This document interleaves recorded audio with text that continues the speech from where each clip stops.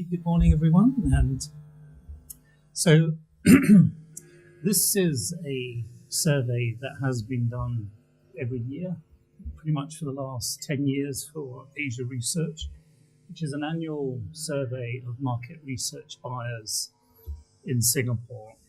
So this year it was a bit different because we undertook more in-depth research involving 15 depth interviews across a range of corporations in different sectors. So because of the changes going on in the industry, we thought it would be good to do some qualitative research to really look at some of the changes that are impacting the market research industry. And this will have implications for clients, suppliers, and support industries. So those who were interviewed were all the consumer or the insight managers within the corporations responsible for managing the market research budgets and dealing with the vendors and selecting market research vendors. And most of these organizations had international market research needs as well. So I think probably the most important question is, what is the current status of research and consumer insight within corporations? This is kind of a burning topic because obviously the amount of money that's allocated to market research within a corporation is often dependent on the status that market research generally holds within that organization. And there are things that are working for the industry and things that are working against the industry. So it kind of depends much on senior management attitude. It varies a lot by organization. But some senior managers have come from organizations where consumer insight is very much embedded within the organization. So if a new CEO comes in and says, oh yeah, we should be definitely doing more market research budgets will benefit accordingly. But there is something that's impacting pretty much all organizations these days, and that is the so-called evidence-based decision-making, that pretty much all major decisions have to be backed up by evidence of some form, in the form of data, consumer insight, or something else. So it's not a case of corporations acting on the gut feel. In addition to that, there's the brand health check. So senior management, as part of their reporting dashboards, they get the financial reports, but they also need to monitor the health of their brand. And that's one of the key metrics that has to feed into the board on a regular basis and can even determine senior management remuneration. We find also that research can support specific sales, particularly in the media sector. So research may be needed to back a particular sales pitch, and that in itself will justify more expenditure. And the other thing is that research itself is penetrating more parts of the corporation than before. That is, more departments are using data or consumer insight of a form. So just like IT penetrating more departments, research is penetrating more departments, so therefore it generally raises the status and awareness of the role of consumer insight and research and analytics across the organization. And clients themselves and the research agencies are adding more value. Because of competition, the vendors are having to do a lot more and add more value to their research, and the client's own insight departments are doing a lot more with the data, linking results across different surveys to make the research that much more impactful. On the negative side, there are a number of detracting factors. So even though some senior management like research, there's other senior management who might be a little bit more skeptical.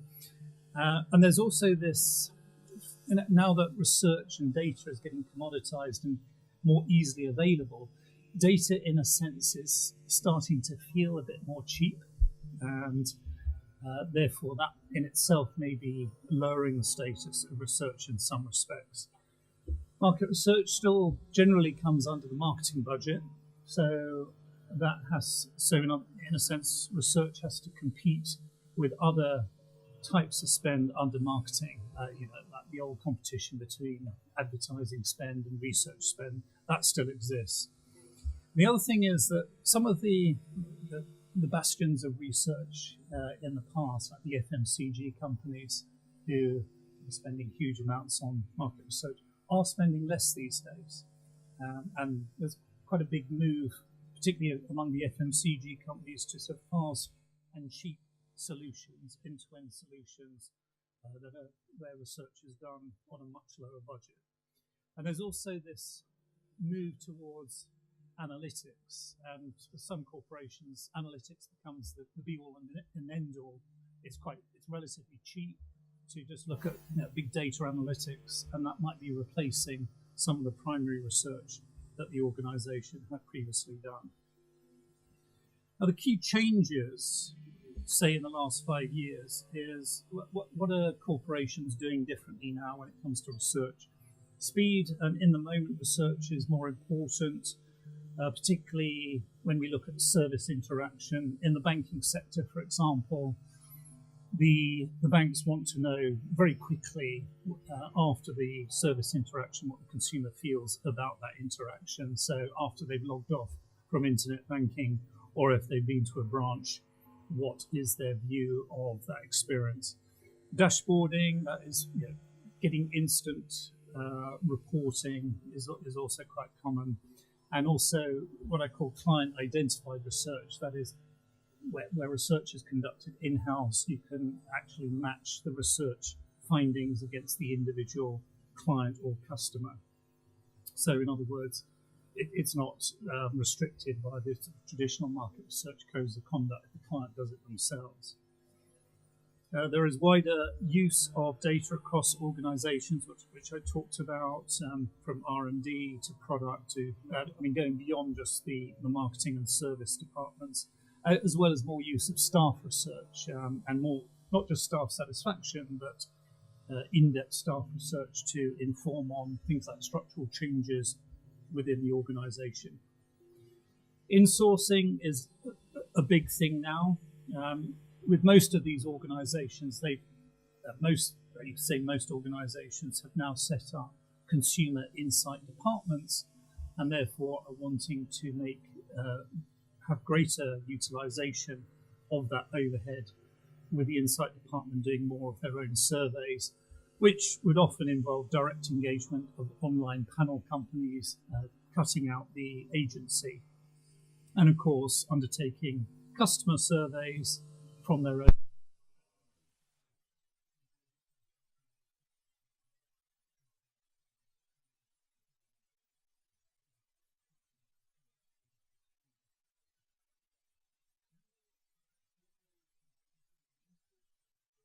Technology now, there's new ways of doing surveys. One of those is, or I suppose this might be considered in other areas, is neuro insights that is emerging. But we do find that there is considerable resistance to new methodologies, which, so when we think about change, it's far more about how research is being organised and managed rather than the methodologies that are being employed.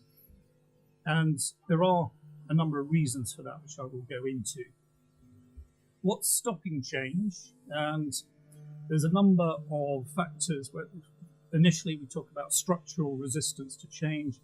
Tracking studies, brand health trackers have been using the same methodology for years. It's quite hard to change those methods when you have to track the results year on year. And also certain corporate cultures are resistant to changing of methodologies, and that's particularly so in the public sector. Public sector does account for quite a significant proportion of market research spend in Singapore, but they are very resistant to using new methodologies. And also certain protocols, for example, using approved suppliers. So there's a few organisations who it makes it quite difficult to onboard new suppliers and therefore may not be able to use the range of new vendors available in the market. But what I did notice, and having conducted most of these interviews, is I do see quite a lot of resistance to methodological changes. There is a view from clients that, in a sense, there might be too much innovation.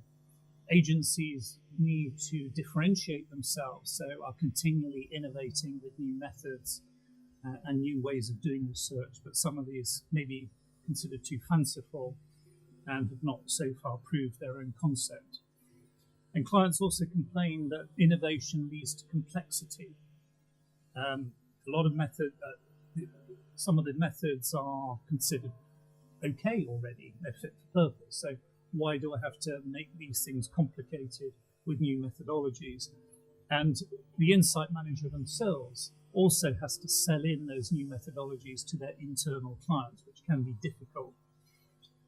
Some of the new methods are also quite expensive, neuro insights as an example, and also many of the new methods are based on online types of data collection, and that does miss big chunks of the audience. I mean, I spoke at Asia Research seminar last year where I talked about the baby boomers and the older generations who are often being missed in survey research because they're not on online panels. But it's also the youth market as well. It's quite difficult to survey the youth market. And so one has to consider offline methods as well to ensure you get the full range of audience. Where does the spend come from? So for most organizations, there would be a core budget allocation, a centralized market research budget that usually comes under the marketing budget. It can also be budgets assigned to lines of business, country level budgets. And for some organizations, they would have a specific budget set aside for trackers and more recently for insight communities, which can represent larger investments and therefore are taken out from the core budget planning. There's a number of side doors for market research. So we see, for example, market research spend going to media companies, so advertising agencies who as part of their engagement would need to do pre and post advertising assessment, for example. There are product departments who engage design agencies for things like product design and architecture, design of stores. They themselves may commission research as part of their engagement. The marketing departments themselves, it's not uncommon for the marketing departments to do their own research, bypassing the insight department, for example, doing DIY research and also doing their own customer surveys through things like SurveyMonkey. B2B research can be doing their own research that doesn't go through the consumer insight department. And local offices, so international companies, they might have a centralized budget to Singapore, but their local offices may engage research companies at a local level for doing in-market studies. And finally, senior management will engage management consultants, and those management consultants, again, as part of their broader remit for that engagement, will do research as part of their consulting. There's a few issues about all these side doors, insofar as generally the insight managers are quite okay with all this other research going on, so long as they're informed about it.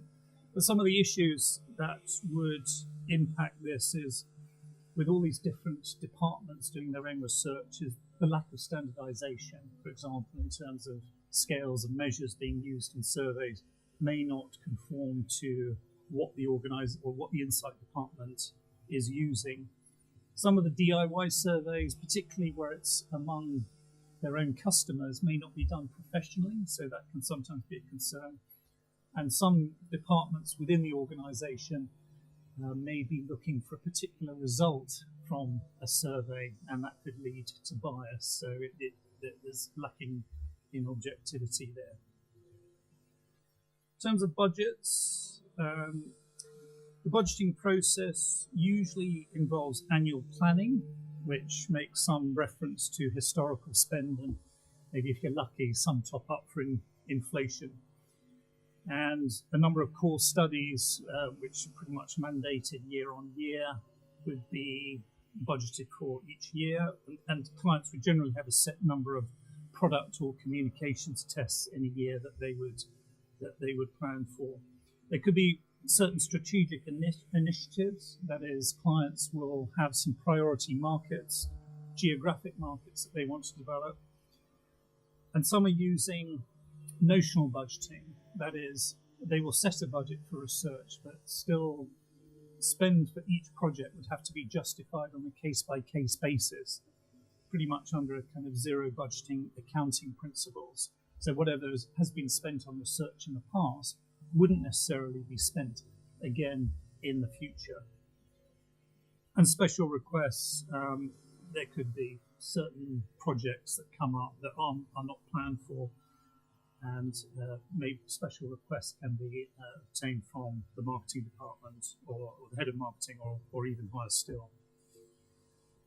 The efforts that clients make to control budgets include, most clients we spoke to are under budget pressure, and the things they do to control budgets may involve reducing samples or survey frequencies. It's not uncommon to use hybrid online and offline methodologies, dropping low priority markets or studies. And the other thing, which I suppose real sort of shortcutting, is using proxies. That is, you could, if a study's been done in Hong Kong, you could take that Hong Kong report in order to make an assessment on the Singapore market.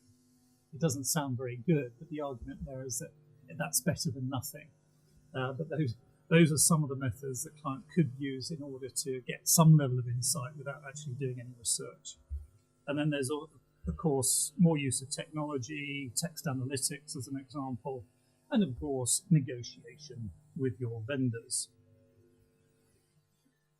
One big issue is the relative pull towards insourcing versus outsourcing. Nearly all corporations have some level of insourcing of their research. As I mentioned, SurveyMonkey or DIY research, direct engagement of online panels, staff research. Sometimes staff research may also involve using staff like consumers, so doing product testing. So a quick service restaurant might do a product test among their own staff, who are broadly representative of consumers who may eat at a quick service restaurant, much lower cost than doing a central location test. Some clients are even training staff who have client-facing or customer-facing roles in research itself. So that those banks, for example, will be trained, bank staff may be trained in some aspects of research to gain some insights from their customers when they undertake consultation. And insight communities, within some organizations, there may be a dedicated insight community manager who will be effectively doing in-house research through the insight community. The perceived benefits of insourcing, some of it's pretty obvious. Speed and cost saving, which also means you don't have to go through the tender process or negotiating with a vendor for that particular project. So that removes that element of time cost. But there's other issues as well. Confidentiality. Very sensitive projects may be undertaken in-house, or where the research is undertaken with things like high net worth, private banking customers, high net worth customers, or very important customers, where the client feels more confident in doing it themselves than putting it out to an agency. But also, clients want to develop some level of in-house expertise. That is, they don't want to be too reliant on agencies, and to be able to develop an in-house pool of talent themselves. And the other area is that if the client does the research themselves, they can actually link those results to individual clients, but particularly important with high-value clients and B2B, where there can be a specific follow-up of that so-called research with that client if, for example, there is negative feedback. In fact, there's one client, not part of this research, i.e. I've just been in the UK, and there's a B2B client who regularly does NPS scoring by email. There's just one question, that is, how likely would you be to recommend us to a colleague? That's one question. And if it's below 8, they just ring them up and ask why. And that's an ongoing process. So that's one where they're trying to build their NPS score. By anyone giving below an 8, they'll ring them up and find out why. So next time they get them in, do the NPS survey, they try and move everything up. So that's just one example of using identifiable responses in market research. Now, the arguments for outsourcing, for which the agencies depend on this, clients will need more resource from time to time for larger projects. They also have issues about maintaining an in-house department. That is, it can be quite difficult for a client to build a department because it's difficult to recruit researchers. They may also have limitations in terms of the number of foreigners they can employ within their organization. So going to external vendors, there's a huge number of vendors you can go to, a full range of talent you can tap into and expertise. Market research vendors also have unique products that could be unique methodologies, proprietary techniques, and also syndicated studies that obviously they haven't got themselves. They also need to rely on agencies for understanding local markets where they're not present. They look also for that objectivity through an independent third party, and also it's a way of keeping your overhead down to not have too many people in your insight department. How do clients find out about new methods and new vendors? I mean, some of it's pretty obvious, just simple searching, workshops, open days, consulting individual agencies. Also looking at best practice. So some multinational corporations, they will refer to their counterparts in Europe and the US who are doing a lot more research and therefore would be able to tap into a wider range of methodologies, and they can learn from that best practice. There's also industry bodies, I mean, beyond the Market Research Society and SMR, specifically in the media area, CASBAR and a new organization, IAB, which I think is, I don't know what that stands for, it's something to do with digital media, also do knowledge sharing sessions, and that's how some of the media clients are keeping up to date on new methodologies and new practice. What's new though? What are they adopting? I mean, in terms of methodology, System 1 thinking, and I think there's a couple of papers on that today. So that's looking at new ways of understanding how consumers really make decisions. Technology, online qual, insight communities, diaries through mobile, video, text analytics are some of the examples of new technology being used. New media measurements like return path data and digital media measurement through passive measurements, those particularly in the media area, that some of the new technologies being used, and Neuro Insights is making a mark. New vendors, there's clients are actually tapping into a much wider range of vendors than before, not just traditional market research companies. There are what we call data aggregators, can be management consultants who pool data from different client organizations to produce an industry benchmark.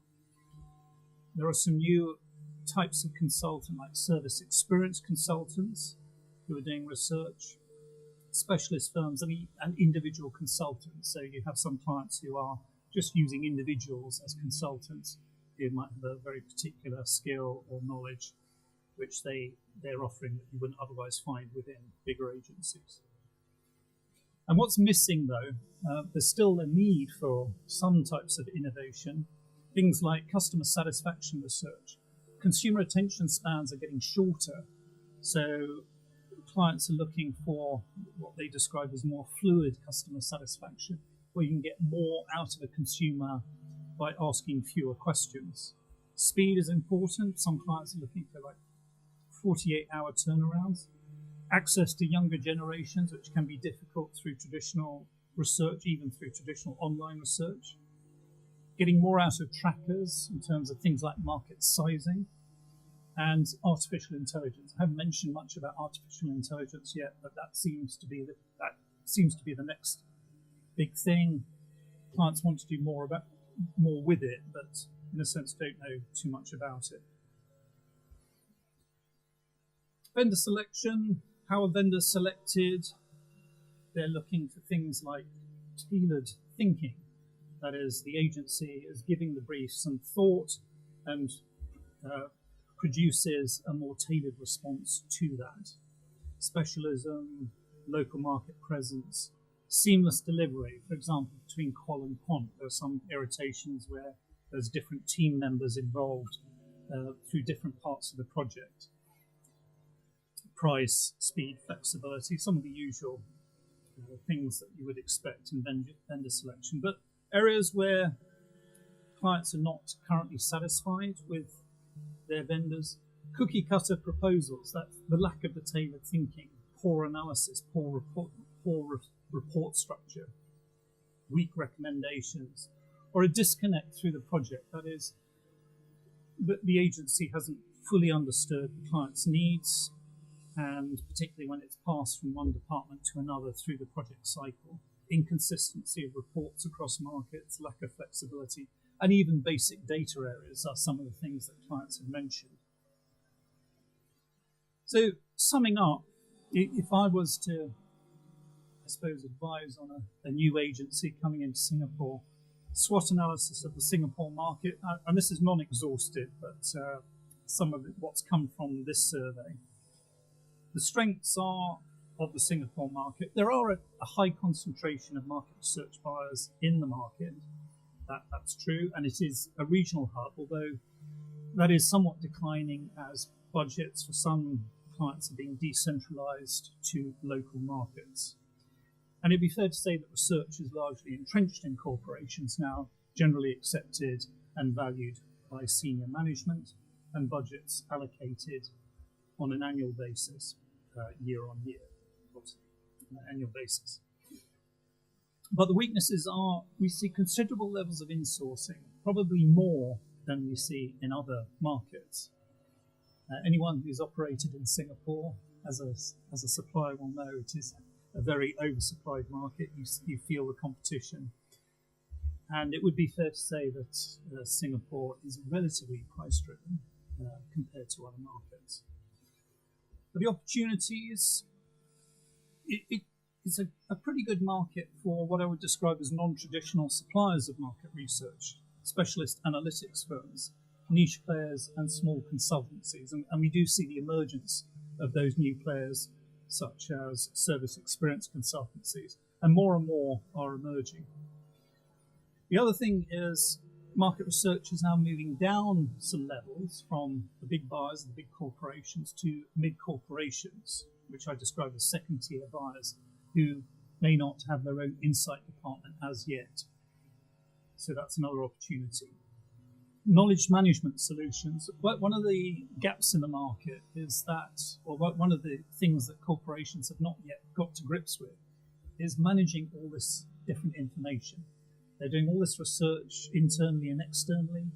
They haven't really set up a proper repository for managing all that data.